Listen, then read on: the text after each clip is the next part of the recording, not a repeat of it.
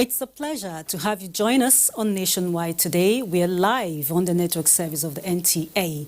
Good afternoon and welcome. I'm Hawa Salihu Adama.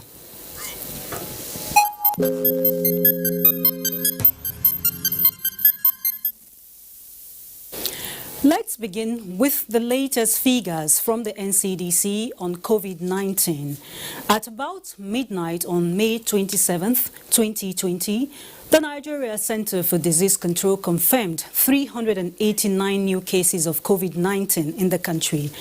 A breakdown of the figures shows that Lagos has 256 new cases, Katsina 23, Edo 22, Rivers 14, Kano 13, while Adamawa and Akwa Ibom states have 11 each.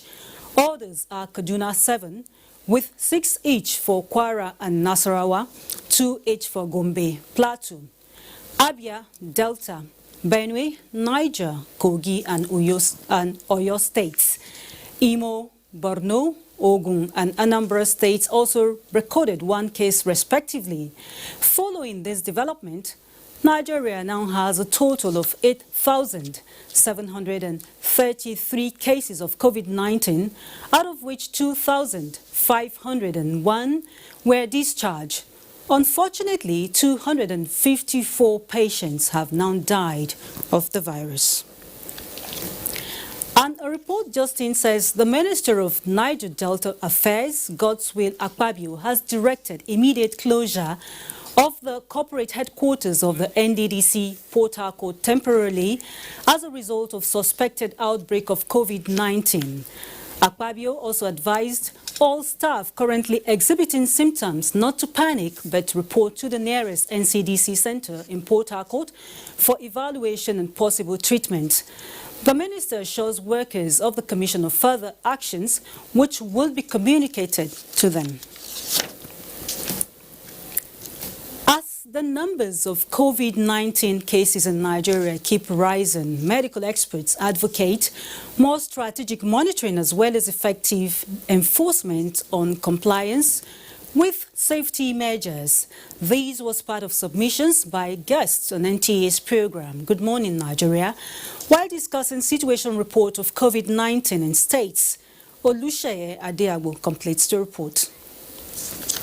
As at 28 May, Thursday morning, ECOWAS State is sitting in the 8th place on the NCDC chart of coronavirus cases in Nigeria, with over 240 patients. But the State Commissioner for Health, Dr. Abba Zakari Umar, says COVID-19 situation in the state is under control as authorities concerned have been putting in place contingent measures to stem the tide. The governor decided to establish, a molecular laboratory in the state. Currently, we've procured the equipment, the laboratory, and they've been installed, and we are currently test running the lab. Also on the response to COVID-19 in Kaduna State, Dr. Amina Muhammad Baloni, Commissioner for Health in the state, says priorities have been placed on ensuring an effective contact tracing. And Dr. Tokbola Miwa, consultant family physician in Port Harcourt, explains how serious monitoring of the state borders to curb community transmission tops one of the state's priority. We have tried to effectively only allow people that are on essential movement that should be moving, actually moving. Still have few cases of people trooping into the states, and they could be the reason for the increase in number of coronavirus cases. For Dr. Mohamed Kau, Acting Secretary, FCT Health and Humanitarian Services Secretariat, suspected cases of COVID-19 have been a major challenge, but he is optimistic of the plans to address this adequately. So we'll be managing a lot of cases that are cases from those states. And even the recently announced cases from Kogi, actually they are being managed presently at National Hospital, Abuja. The guests suggest strengthened synergy between governments at all levels and health partners for a more robust national response to the COVID-19 pandemic. In Abuja, Olusheye Adeagbo, NTA News. And the Nigeria Civil Aviation Authority, NCAA, has released COVID-19 public health protocols for Nigerian-based crew operating international flights, as flight crew must now wear personal protective equipment, PPE, and observe infection protection and control measures for the duration of the flight. A letter by the Director General, NCAA, Captain Musa Nuhu, says the flight crew will not be quarantined but undergo mandatory testing for COVID-19 every 14 days at cost to the air operator upon return to Nigeria, as flight crew members who test positive for COVID-19 will be taken to a treatment center for further management, which is now the new protocol approved by the Federal Ministry of Health. The protocol states that Nigeria-based airlines or aircrew wishing to conduct flight operations outside the country shall be required to comply with the following: ensure orientation and sensitization of crew on infection, protection and control, IPC measures as regards training and guidance from public health authorities. Ensure they have adequate stock of personal protective equipment, minimum 70% alcohol-based hand sanitizers and universal precaution kits on board aircraft before the flight. Also ensure flight crew wear personal protective equipment and observe IPC measures for the duration of the flight. And flight crew are to ensure that passengers apply alcohol-based sanitizers on their hands as they embark the aircraft, plus observance of all international protocols for prevention and control of COVID-19.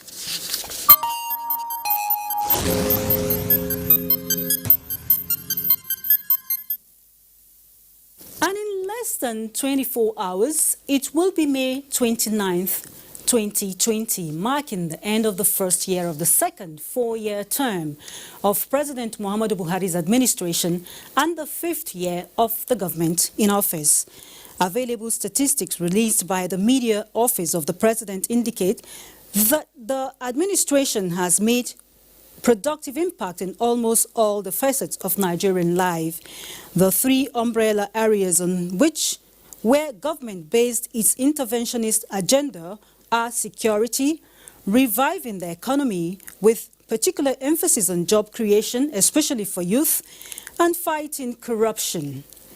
In the area of security, government has taken the battle to the insurgents and criminals, and they are being extinguished by the day and very close to complete extermination.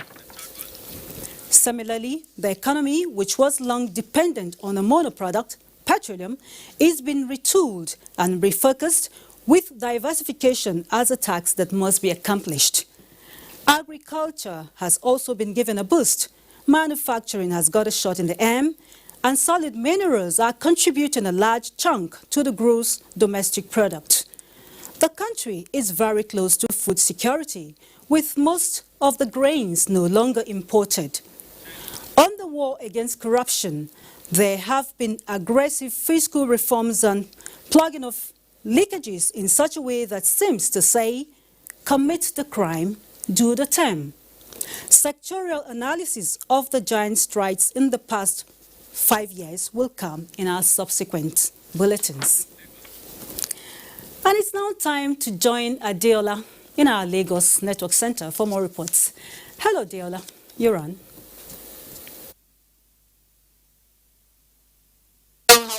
Thank you.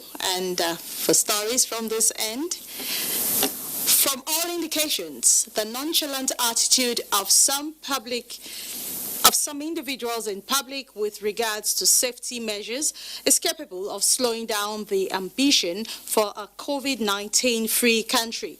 Abolade Salami takes a look at this phenomenon in Makoko area of Lagos. Makoko community in Yaba local government area of Lagos State is densely populated, where most residents are into fish farming and some milling of woods. Currently, the community is bustling as business owners carry on without the consciousness of maintaining the rules of safety.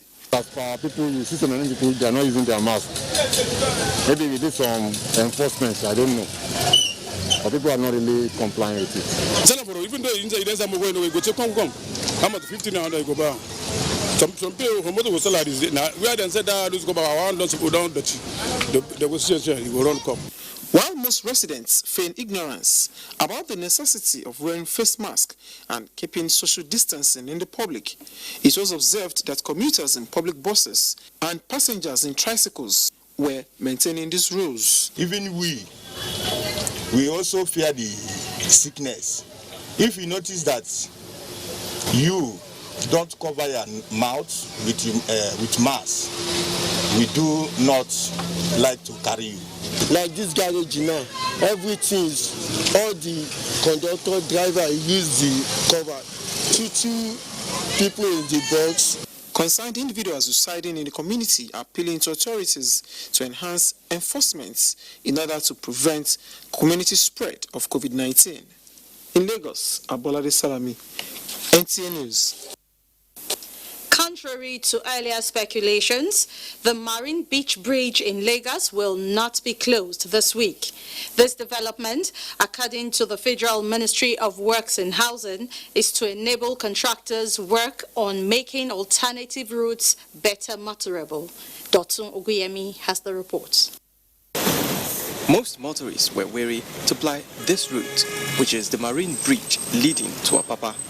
Their worries were, however, met with relative ease, as the road, earlier scheduled to be closed for repairs, was open to traffic. Sunday is a shipping agent.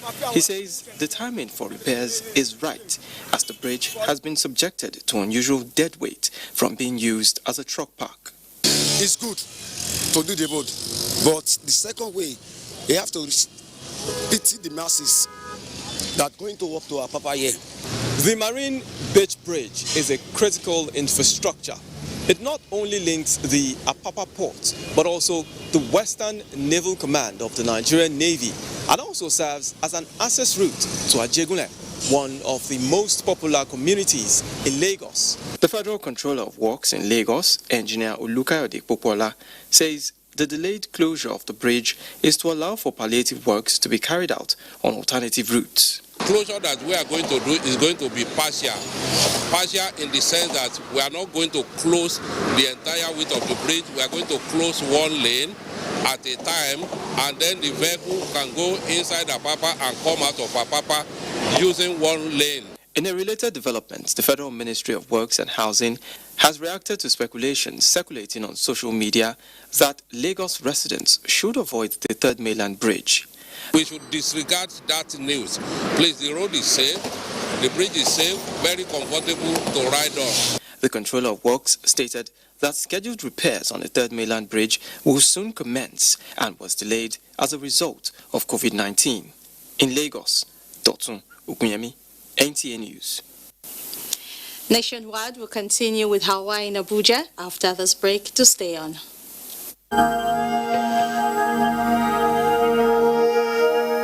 I wish to once again commend the frontline workers across the country who, on a daily basis, risk everything to ensure we win this fight.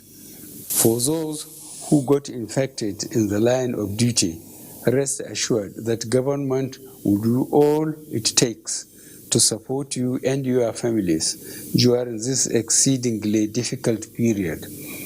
I will also take this opportunity to assure you all that your safety, well-being, and welfare remains paramount to our government. I am using this opportunity to express our deepest condolences to the families of all Nigerians that have lost their loved ones as a result of the COVID-19 pandemic. This is our collective loss, and we share your grief. As women, we guard our homes. Coronavirus COVID-19 is real. Wash your hands with soap and water regularly. Use the hand sanitizer always. Maintain social distancing and avoid crowded places. Disinfect contact surfaces at intervals. Wear face masks if you must go out. Share faith, not fear. Symptoms of COVID-19 are headache, fever, sore throat and dry cough, difficulty in breathing. If you have this, please seek medical help immediately. COVID-19 is real. Stay safe. This message is from the Women Wing of Christian Association of Nigeria. Woe with her! This is a very important message. Operation wear your mask, especially for people who don't old. No forget, your body no tranga like before. It not even tranga like your children or your grandchildren.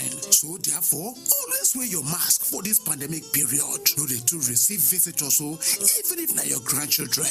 Make extra mask where you go fit wash. Make like 2 and dash your number 1. And if they come out for house, wear your mask always. And if you come back, wash your hand with soap and running water to avoid coronavirus. Make you for live long for your children and your grandchildren. Don't forget, Operation wear your mask, especially for people who don't old. Protect me, I protect you. Now, Coalition of Societies for the Right of Older Persons in Nigeria, COSROPIN, join body with National Orientation Agency, NOA, bring on this message. There is a lot of fake news and report circulating, especially on social media, on the coronavirus. Do not believe or partake in the spread of these fake reports. If it is not on the official website or news from the Nigerian Center for Disease Control, NCDC, disregard such report. Only together can we beat this virus. Only together can we overcome this pandemic. Follow the instructions and guidelines provided to combat this virus. Most importantly, stay at home. Self-isolate, regardless of your status. The virus doesn't move unless we move. Let us work together to better Nigeria. Together, we can do this. This message is brought to you by the Nigerian Television Authority, NTA, Africa's largest television network. Thanks for rejoining Nationwide. President Muhammadu Buhari has written the Senate requesting the approval of external borrowing of $5.5 billion United States dollars to finance the revised 2020 budget. The executive communication explained that the loan will also be used to finance priority projects of the federal government of Nigeria and support state government projects. The Senate has also begun consideration of the revised Appropriation Act Amendment Bill of 10.509 trillion naira from 10.594 trillion. In commemoration of the 2020 Children's Day, the Senate reaffirmed legislative commitment to ensure that all Nigerian children of school age are enrolled. And still staying with the National Assembly in its bid to ensure that rights of Nigerians are protected in China following alleged abuse, a joint committee of the House of Representatives is reaching out to stakeholders for inputs. National Assembly correspondent Lami Ali reports. The chairman of the Joint Committee investigating alleged rights violations and abuse of Nigerians living in China, which went viral a couple of weeks back, Representative Yusuf Buba says already the committee has received documents from the Chinese Embassy, the Ministry of Foreign Affairs, and Union of Africans living in China. The committee noted that human rights violations and abuses are against international conventions and protocols, which is why the House is resolute in its determination to get to the root of the matter. Foreign Affairs Ministry have had several meetings with the Chinese government, and they have assured Nigerians that the rights of Nigerians will be protected in China and also in every part of the world. The Joint Committee is made up of members from House Committee on Foreign Affairs, Diaspora, and Committee on Interparliamentary Affairs. Recommendations of the committee will be forwarded to plenary for further legislative action. From the National Assembly, Lami Ali, NTA News. Today May 28th, 2020 marks the birth of the Economic Community of West African States, ECOWAS, with the signing of the Treaty of Lagos in 1975. Founded with the vision of a regional community aimed at fostering interstate economic and political cooperation, the ECOWAS mandate was revised in Lagos in 1993 and has since been on the path to adopt a common market and custom union, prevent conflict and ensure good governance and democracy. Speaker, ECOWAS Parliament, Sidi Mohamed Tunis notes that 45 years down the line, ECOWAS member states are better integrated with easier migration of citizens, common agricultural policy and multifaceted agricultural infrastructure program. Current impact of the novel coronavirus pandemic, however, remains a threat to the development of the region, and Speaker Sidi Mohamed Tunis says the fifth legislature of the ECOWAS Parliament is determined to play its role in the Commission's post-COVID-19 program to the benefit of the people. He emphasized the need for member states to redesign budgets and national programs to reflect current realities as the region works in unity to emerge stronger when the pandemic is eventually contained. And Asmao is next from our Sokoto Network Center. Good afternoon to you. Good afternoon, Hawa, and welcome to Sokoto. Leaders of Sabon Birni and the entire Sokoto state have been advised not to play politics with matter of security. Governor Aminu Tambol stated this when he led a delegation of security chiefs in the state to condole and sympathize with the people of Sabon Birni and Gorenyo local governments over the attack of bandits in the areas.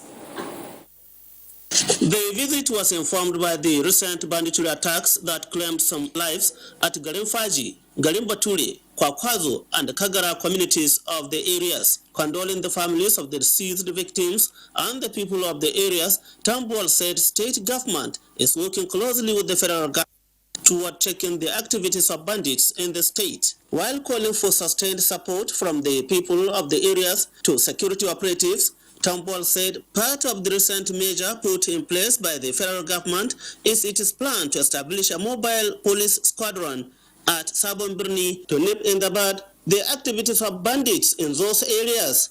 I therefore caution and appeal to leaders not to play politics with matters of security.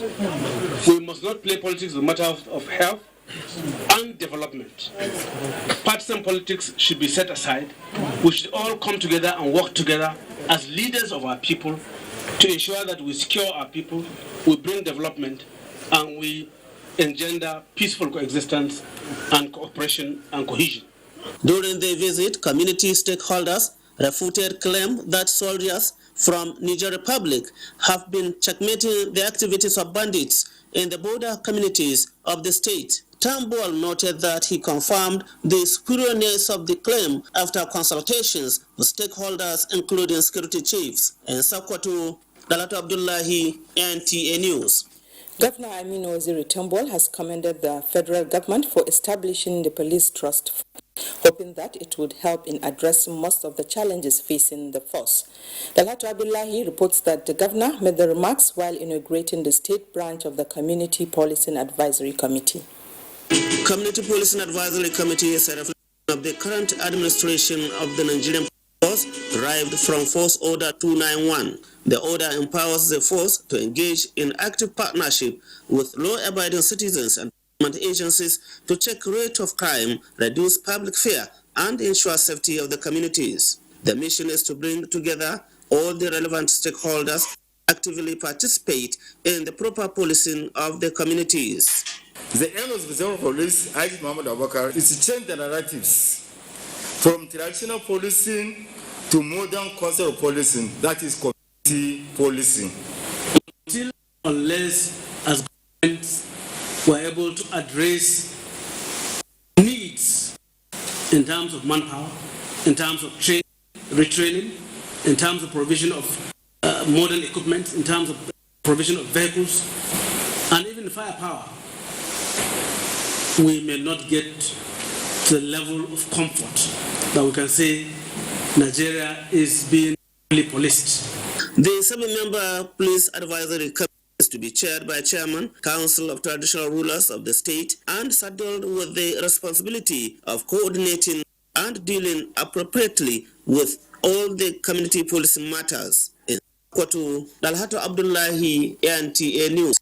And that's it for Sokoto. The news will continue with Abuja. Good afternoon. Very well, Asmao. And moving on here in Abuja, the Federal High Court sitting in the Federal Capital Territory has declared the recent deregistration of some political parties by the Independent National Electoral Commission, INEC, as valid and in line with the law. Delivering judgment on a suit filed by the National Unity Party seeking to stop INEC from deregistering 74 political parties, Justice Taiwo said INEC did not run foul of Section 225A of the 1999 Constitution as amended, particularly since there was no urgent reason to restrain INEC from taking their action. The National Unity Party is one of the 74 political parties who failed to win any position at the recent presidential, governorship, national, state, and local government elections. The Federal Ministry of Labour and Employment, in collaboration with the National Directorate of Employment, is thoroughly operationalizing the job creation template of the federal government under the Special Public Works Program in the 774 local governments. This is targeted at mitigating impacts of economic depression faced by the COVID-19 global health crisis. Over now to Abubakar Usman Akwanga. Nigeria has consistently initiated employment strategies through various enterprising schemes to meet global best practices in engaging its labor force. Most recent is a special public works initiated to create employment in 774 local government areas of Nigeria. And we are to be recruited largely from the pool of unemployed, unskilled persons, ordinarily residents in those rural areas. With a budget size of 42.2 billion naira, the program is marked to provide stipends of 20,000 naira to beneficiaries over a period of 3 months.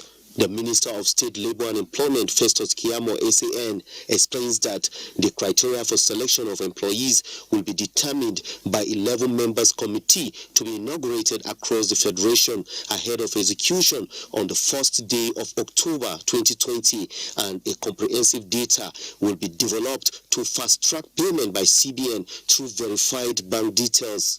Having reviewed all the recommendations of this interministerial committee, I believe that the selection of the beneficiaries and projects should be a local affair and not to be done from a room in Abuja. It says federal government has approved the deployment of online facilities to monitor the implementation of the program across the country. The Rural Component Social Intervention Program is the largest that will be carried out by any government in the history of Nigeria. In Abuja, Abubakar Usman Akwanga, NTA News. And the Nigeria Governors Forum is to explore collaboration with the Federal Ministry of Finance, Budget and National Planning to leverage on the approved $1 billion COVID-19 crisis facility by the African Development Bank to meet the needs of Nigerians during the lockdown occasioned by the coronavirus pandemic. Again, Abubakar Usman Akwanga reports that the proposed interface is part of the outcome from the 9th teleconference of the NGF on COVID-19. The resolution, which formed major part of the NGF communique in its 9th virtual meeting, was to initiate austerity measures in the areas of health, agriculture, and security. The forum endorsed the development of a 3-month plan on the reopening of the economy by the National Executive Council Subcommittee and sustained interface with Presidential Task Force on COVID-19. Nigerian Governors Forum NEC Haddock Committee is also to interface with the Economic Sustainability Committee, headed by the Vice President, Professor Yemi Osibanjo, to incorporate its contributions as a national response to COVID-19 crisis. The NGF pledges to consolidate and strengthen engagement with coalition against COVID-19 in the distribution of palliatives and other interventions to vulnerable Nigerians. The 36 state governors also set up 3-member committee led by Governor Aminu Tambuwal of Sokoto State to engage with the Attorney General of the Federation and Minister of Justice on the recently passed Executive Order 10/2020 on governance at the subnational level. In Abuja, Abubakar Usman Akwanga, NTA News. 3 weeks into the ease of lockdown of COVID-19 hotspots in Nigeria, cases have continued to rise despite federal government's guidelines for staying safe during the period. What could be responsible for this? Let's join Najatu Tijani, who investigates the scenario in Abuja. It's a Thursday and one would expect the streets to be empty in line with federal government guidelines pertaining to the ease of lockdown here in Abuja. But at the Area 1 bridge and roundabout, it's business as usual for these motorists which begs the question, are they workers on essential duties as the federal government guidelines stipulate, or are they civil servants on grade level 14 and above who should be working just 3 times a week? The fact is that everybody's out. I see so many people around, so I feel I shouldn't be left out, really. I'm all about my business, really. I think these essential duties should be spelled out for people to understand who are the essential workers and who are not the essential workers. But investigations in Area 1 and its environs revealed 2 prevailing mindsets: that if one doesn't go out, then he will not be able to make a living, and the second being that workers on essential duty should be fully defined by government. It's back to you in the studio, Hawa. Very well, Naja. Thank you. And we have more reports from you from our Enugu Network Center. Mina, it's your turn.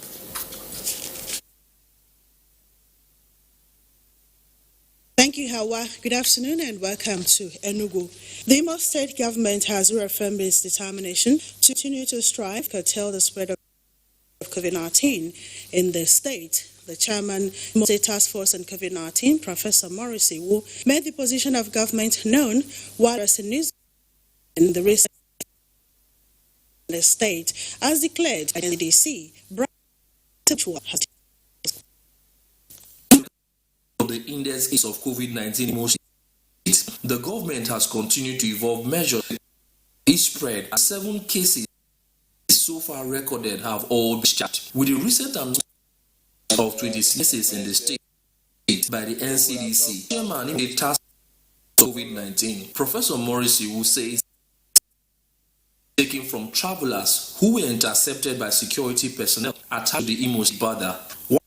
While only one of the travelers out of the positive is from it and the isolation center, others have since proceeded to their destinations outside. These 96 people are people with the fast spread.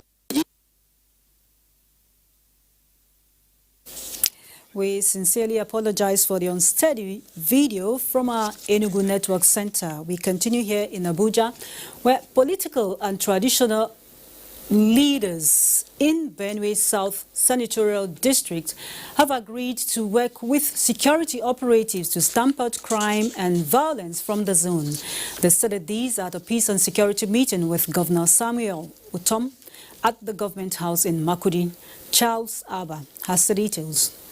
The security meeting convened by the Benue State Governor is to meet with prominent sons and daughters of Idoma extractions of the state in charting ways of curbing continuous conflicts in the Benue South Senatorial District. The Governor, who read the communique issued at the end of the meeting, decried kidnapping, banditry, land disputes and other vices in the zone, saying such acts put the state in bad light and hamper development. The boundary issues in Taraku and Otubo should be resolved as a matter of urgency, and kidnapping in Adum and Ito be checked. The state government is highly commended for its proposals to grant 2-day leave of absence each week for civil servants to engage in agricultural activities as this will serve to provide food security in the state. The Ochidoma and other prominent sons of Idoma Nation like Senator Abamoro, Catholic Bishop of Otukpo Diocese, Most Reverend Michael Apochi, his counterpart of the Methodist, Right Reverend Oliver Abba, and others were unanimous at condemning violence with a pledge to ensure peace in the zone. The governor had a similar meeting with tea-speaking people of the state a fortnight ago. In Makudi, Charles Abba, NTA News.